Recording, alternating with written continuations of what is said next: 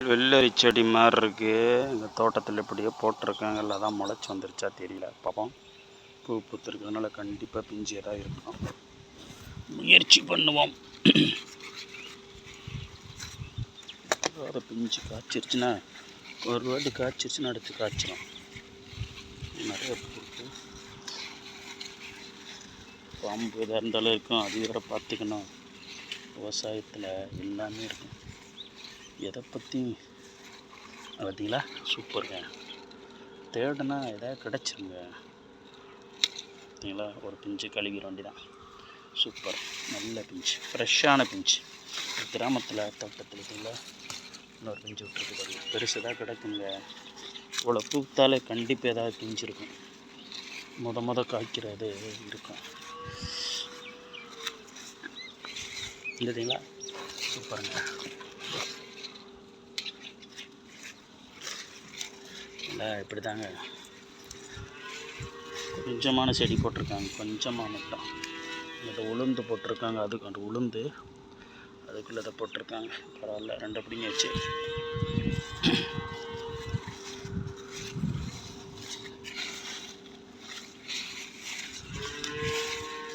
நல்ல பிஞ்சு கிடைக்குதான்னு பார்ப்போம்.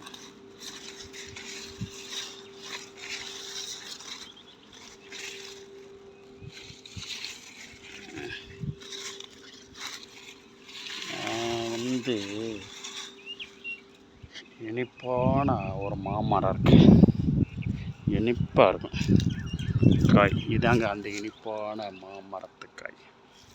அதில் மாங்காய் பிடிங்கி சாப்பிட்டா அவ்வளோ டேஸ்ட்டாக இருக்கும். இங்கே ஒரு பெரிய மாங்காய் இருக்குது, இங்கே ஒரு சின்ன மாங்காய் இருக்குது. எதை பிடுங்குவோம், அடிச்சுவோம். கம்பை வச்சு அதை அடிச்சிடுவோம். பெருசு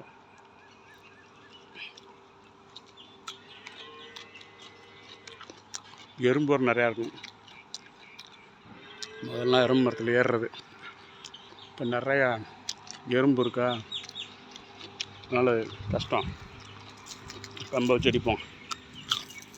கொம்பு இருக்கு பாருங்க. Okay, good. பார்த்தீங்களா? கரெக்டான உயரம்.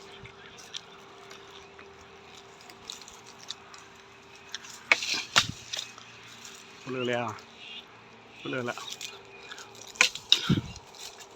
இல்லை, இடத்த போகிறோம். இடத்து கையில் அடித்தா தான் சரியாகும். நமக்கு சின்ன வயசுலேருந்து இடது கையில் அடித்து பழம். இல்லை, சூப்பருங்க. மாங்காய் விழுந்துருச்சுங்க. ஒரு மாங்காய், சூப்பர் மாங்காங்க. இல்லை, இனிப்பாக இருக்கும். இந்த மரத்தில் மட்டும் நல்ல இனிப்பாக இருக்குங்க மாங்காய். அதுக்குள்ளே பாருங்கள் எறும்புங்க, நிறைய எறும்பு இருக்கு உள்ள. மார்னிங் எல்லோருக்கும் சாயந்தர வணக்கம்.